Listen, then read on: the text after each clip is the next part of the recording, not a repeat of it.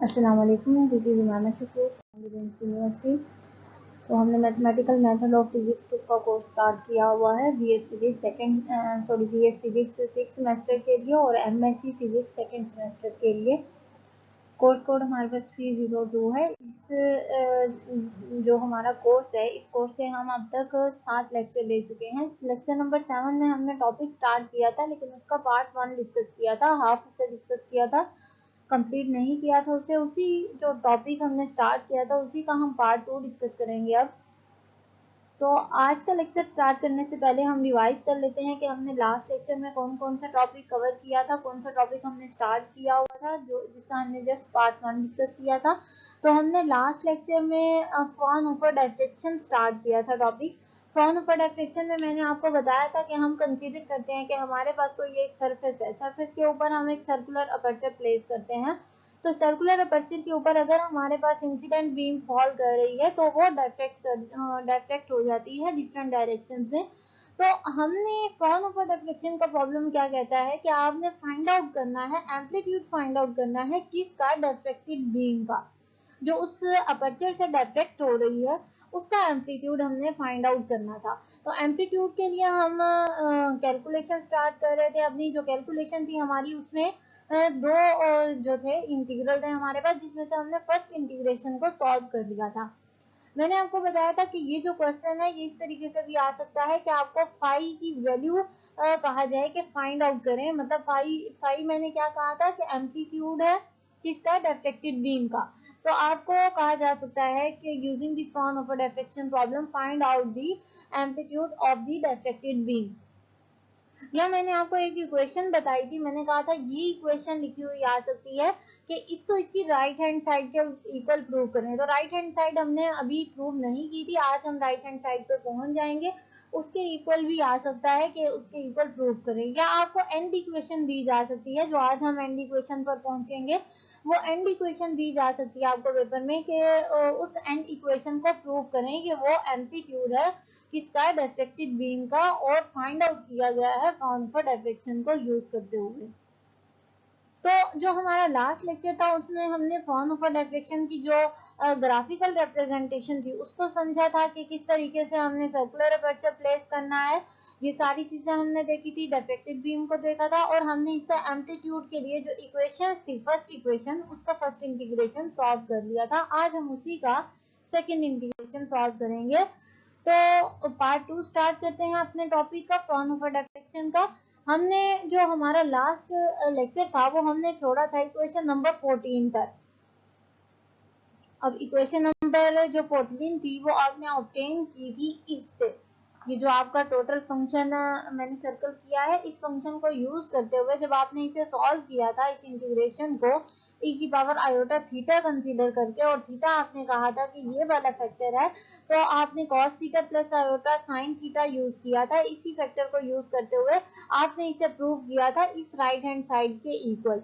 फिर मैंने क्या कहा था कि हमने राइट हैंड साइड के तो इक्वल प्रूव कर लिया है एक इंटीग्रेशन को, अब इसे वापस उसी इक्वेशन ए में पुट कर देते हैं। जब हमने इसे वापस उसी इक्वेशन में पुट किया था इस टर्म को, तो हमारे पास क्या आ गया था, सेकंड इंटीग्रेशन, जो हमारा था 0 से लेकर a तक, और साथ में एक फैक्टर और आया था जो था आर डी आर। ये हमें मिला है इक्वेशन ए में पुट करने के बाद, अपनी ये वाली वैल्यू इक्वेशन ए में वापस पुट करने के बाद। तो आज हमने इक्वेशन 14 से नेक्स्ट मूव करना है। 14 तक हमने कर लिया था, मैंने आपको थोड़ा बहुत रिवाइज करवा दिया ये। तो आज हम क्या करेंगे, इक्वेशन 14 को सॉल्व करने के लिए हम क्या करते हैं कि हम थर्ड रेफरेंस रिलेशन यूज करते हैं। रेफरेंस रिलेशन जो हमारे पास है ये मैंने आपको करवाए हैं बेसल डिफरेंशियल इक्वेशन में, आपने एक पढ़ा है, और जब हमने सीरीज सॉल्यूशन मेथड कर रहे थे उसमें आपने पढ़ा था फ्रोबेनियस सीरीज मेथड, उसमें भी आपने फर्स्ट रेफरेंस रिलेशन पढ़ा था।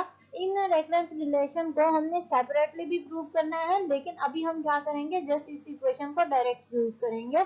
ये हमारे पास जो इक्वेशन 15 है ये थर्ड रेफरेंस रिलेशन को शो करती है। तो अपनी इक्वेशन 14 को सिंप्लीफाई करने के लिए मैंने क्या किया है कि यहाँ पर इक्वेशन 14 को सबसे पहले मल्टीप्लाई कर दिया है b r by B square से। तो यहाँ पर देखें, पहले हमारे पास फैक्टर 1 था, अब हमारे पास दो फैक्टर हो गए b r by B square. अब हम इस पर अप्लाई कर देते हैं ये वाली इक्वेशन 15।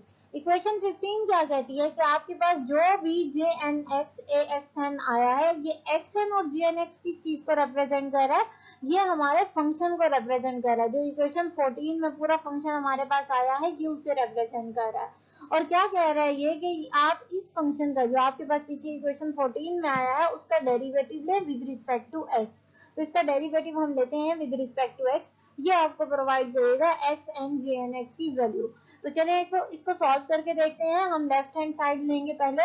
तो लेफ्ट हैंड साइड जब हमने अप्लाई कर दी इस इक्वेशन के ऊपर, ये हमारे पास 15 है, 15 को हमने अप्लाई किया इक्वेशन 16 के ऊपर, तो हमें मिल गई इक्वेशन 17। कैसे अप्लाई किया है हमने, 2 pi by B square as it is जाहिर रहेगा, 0 टू ए इंटीग्रल ले लिया, d y by d x b r j one b r और इंटू डी एक्स आ जाएगा हमारे पास।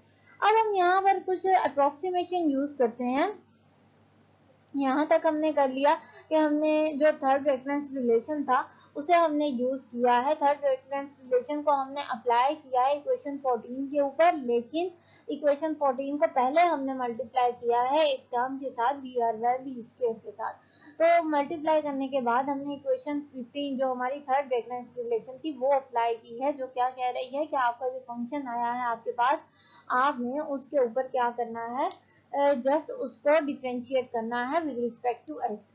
तो हमारे पास आर है यहाँ पर, उसको भी हम अभी सॉल्व करते हैं। तो हमने जब विद रिस्पेक्ट टू एक्स इसे डिफ्रेंशिएट किया तो हमारे पास इक्वेशन आ गई इक्वेशन नंबर 17।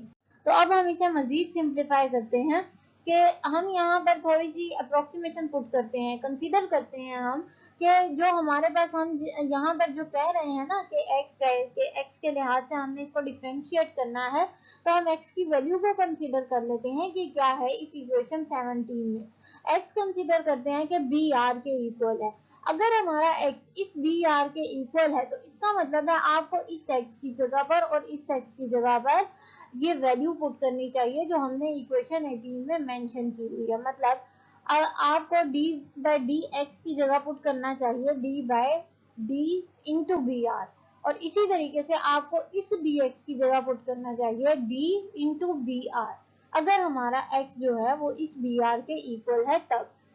तो क्योंकि हमने ये कंसीडर किया है कि हमारा x बी आर के इक्वल ही है, तो मैं क्या करती हूँ, अब इक्वेशन 18 को पुट कर देती हूँ इक्वेशन 17 के अंदर।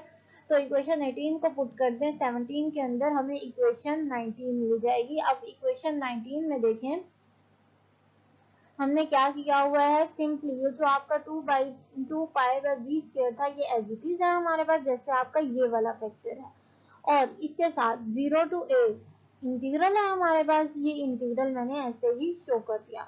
d बाई डी एक्स था, जस्ट इस x की जगह मैंने पुट कर दिया है ये बी आर, क्योंकि मैं 18 को पुट कर रही हूँ 17 में। तो 18 में मेरे पास x is equal to b r, जहाँ जहाँ x होगा 17 में वहाँ वहाँ मुझे बी आर पुट करना होगा। तो यहाँ मैंने बी आर पुट कर दिया। अब यहाँ पर देखिए ये बी आर था, ये बी आर सेम है, जे वन सेम है, बी आर अगेन सेम है। यहाँ पर हमारे पास था डी एक्स, तो ये देखें यहाँ पर डी एक्स है, डी एक्स की जगह मैंने क्या किया, ये d as it is x की जगह जस्ट बी आर पुट कर दिया। अब मैं क्या करती हूँ, अब मैं अप्लाई करती हूँ इंटीग्रेशन। जब मैं इस इंटीग्रेशन को अप्लाई करूंगी इस पूरी टर्म के ऊपर, तो मुझे क्या मिल जाएगा, आफ्टर अप्लाइंग द इंटीग्रेशन मुझे फैक्टर मिल जाएगा इक्वेशन 20 का। और इक्वेशन 20 में मुझे क्या मिल रहा है, 2 पाई बाय बी स्क्वायर,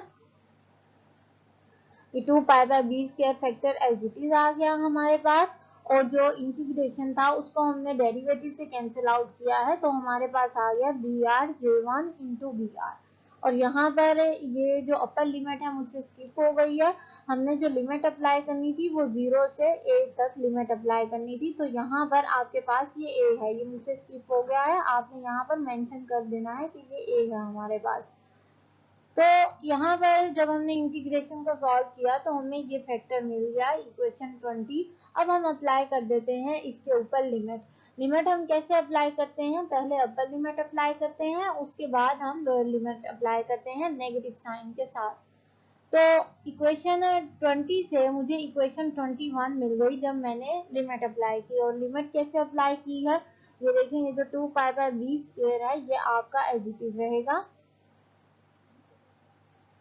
और यहाँ पर ये जो बी आर है, आर की जगह पर आप क्या पुट करेंगे, पहले ए पुट करेंगे। ये जो बी है आपके पास, अब आपके माइंड में आ रहा होगा कि बी की जगह पर हमने क्यों पुट नहीं किया। ये जो बी है हमारे पास, ये बेसिकली एम्पलीट्यूड है किसका, इंसिडेंट बीम का। अब इंसिडेंट बीम का एम्पलीट्यूड नॉन है आपके पास, क्योंकि आप वो बीम फॉल आउट कर रहे हैं उसके ऊपर। लेकिन जब सर्कुलर अपर्चर से वो बीम डायरेक्ट होती है तो डेफिनेटली उसने अपना एम्पलीट्यूड चेंज करना है। वो एक बीम से बहुत सारी बीम में कन्वर्ट हो रही है, तो उसके जो एम्पलीट्यूड में जो चेंजिंग आएगी, जो डिफरेंस आएगा, वो हम फाइंड आउट करना चाह रहे हैं। तो इसके लिए हमें बी पर चेंजिंग लाने की जरूरत नहीं है, क्योंकि बी नॉन है, इंसिडेंट बीम का एम्पलीट्यूड है। और इसका जो बी फैक्टर है यहाँ पर, इसका फ्राउनहोफर ने एक प्रॉपर वैल्यू दी थी। प्रॉपर वैल्यू हम अभी देखेंगे कि इसकी वैल्यू इंसिडेंट बीम की किस टर्म से उसने शो की थी, उसको भी हम अभी यूज करेंगे।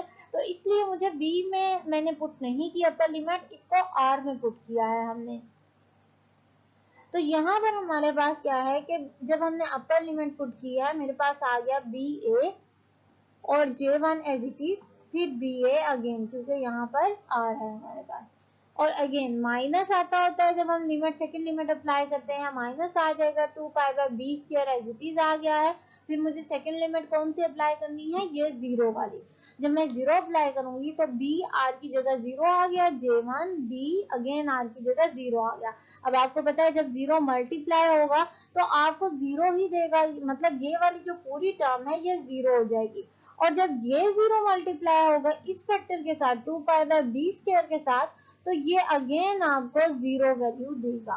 मतलब नेगेटिव के बाद वाली जितनी भी आपके पास टर्म आई है, उसमें जो फैक्टर है हमारे पास, जिसे हमने लोअर लिमिट में पुट किया है, लोअर लिमिट जब पुट किया हमने आर में, तो ये पूरा फैक्टर आपको जीरो वैल्यू देगा। तो इसका मतलब है कि राइट हैंड साइड को हम यूज नहीं करेंगे, वो तो जीरो हो गई हमारे पास। बाकी हमारे पास क्या बचा यहाँ पर, इक्वेशन 21 को जब हमने सिंप्लीफाई किया तो मेरे पास क्या बच गया, जस्ट ये वाली वैल्यू बच जाएगी, इतनी।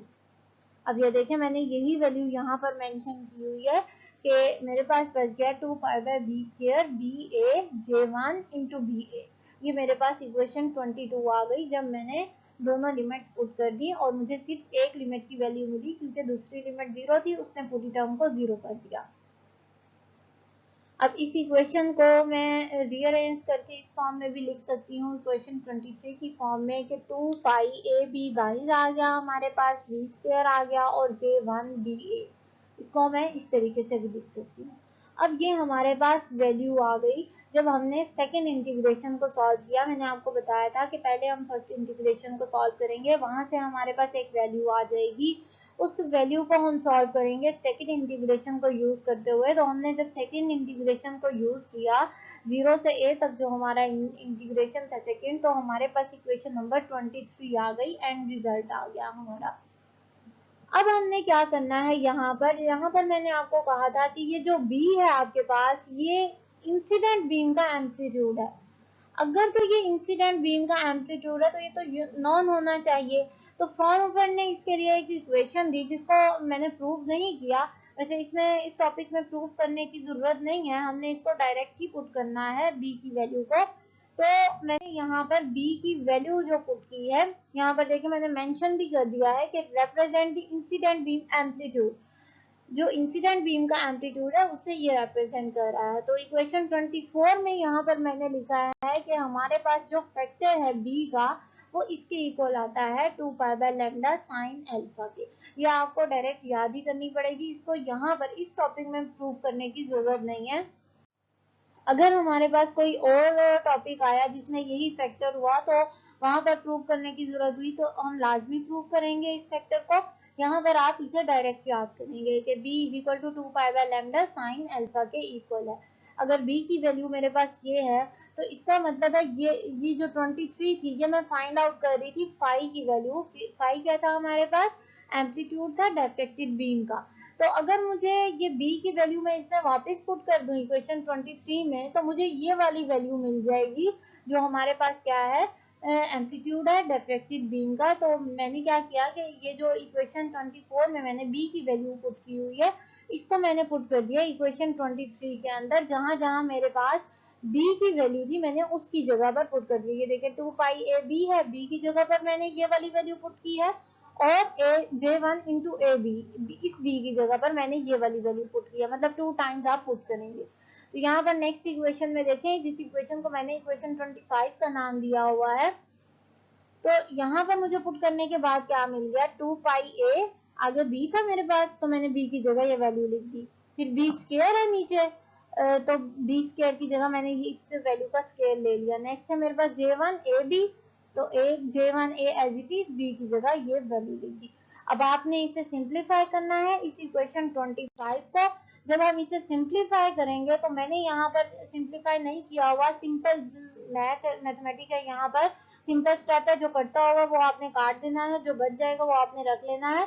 तो मेरे पास इक्वेशन क्या आ जाएगी, डायरेक्ट मैंने ये इक्वेशन लिखी हुई है यहाँ पर कि जो फाई की वैल्यू है वो आ गई है मेरे पास lambda A divided by sine alpha J1 2 pi A divided by lambda into sine alpha. तो ये मेरे पास आ गई इक्वेशन नंबर 26। ये जो इक्वेशन नंबर 26 है, यही वो राइट हैंड साइड है जिसके इक्वल आपको पेपर में बताया जा सकता है कि जो फाई की वैल्यू है वो इसके इक्वल प्रूव करें, या आपको शुरू में जो इंटीग्रल मैंने इंटीग्रल वाली एक इक्वेशन दी हुई थी उसको आ सकता है कि उस इक्वेशन को इस इक्वेशन के इक्वल प्रूव करें। तो इस तरीके से क्वेश्चन आ सकता है। राइट हैंड साइड मैंने आपको कहा था कि हम एंड में प्रूव करेंगे, तो ये हमारी राइट हैंड साइड आ गई। जो लेफ्ट हैंड साइड हम सॉल्व कर रहे थे वो इक्वल टू दिस वन है। ये जो इक्वेशन 26 है ये हमें वैल्यू प्रोवाइड कर रही है किसकी, एम्पलीट्यूड की of the diffracted beam. Diffracted beam कौन सी है, जो सर्कुलर अपर्चर से डिफ्रैक्ट हो रही है, ये हमें उसका एम्पलीट्यूड प्रोवाइड कर रही है। इसी तरीके से जब हमें पता है कि हमें अगर एम्पलीट्यूड मिल जाए तो हम वहां से उस डिफ्रैक्टेड बीम की इंटेंसिटी भी फाइंड आउट कर सकते हैं।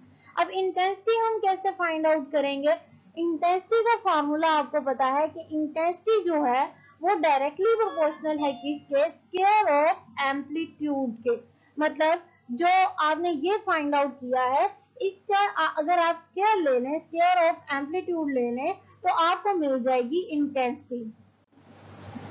तो अब इसी इक्वेशन को यूज करते हुए ये जो हमने इक्वेशन फाइंड आउट की है 26, हम इजीली इंटेंसिटी भी फाइंड आउट कर सकते हैं। कैसे फाइंड आउट करेंगे, मेथड मैंने आपको बता दिया, बहुत सिंपल मेथड है। जस्ट आपने क्या करना है, यहाँ पर जो आपके पास इक्वेशन आई है, फाई की वैल्यू आई है, इसका जस्ट आप स्क्वायर ले लेंगे। तो अगर आपको पेपर में इस तरीके से आ जाए कि इंटेंसिटी भी फाइंड आउट करें एम्पलीट्यूड से, तो जस्ट आपने जो आंसर निकाला हुआ होगा उसका स्क्वायर लेके आप बता देंगे कि ये हमारे पास जो डिफ्रैक्टेड बीम है उसका एम्पलीट्यूड ये है, और हमने उसका स्केल ले लिया तो हमें इंटेंसिटी मिल गई। आज का टॉपिक हमारा कंप्लीट हो गया है। फ्रॉनहोफर डिफ्रैक्शन का हमने बेसिकली फाइंड आउट करना था एम्पलीट्यूड ऑफ डिफ्रैक्टेड बीम, हमने एम्पलीट्यूड भी फाइंड आउट कर लिया, और इंटेंसिटी का भी हमें पता चल गया कि हम कैसे फाइंड आउट कर सकते हैं। तो आज के टॉपिक में कोई भी आपको कंफ्यूजन हो तो काइंडली मुझसे लाजमी डिस्कस कीजिएगा। नेक्स्ट लेक्चर तक के लिए thank you so much. Allah Hafiz.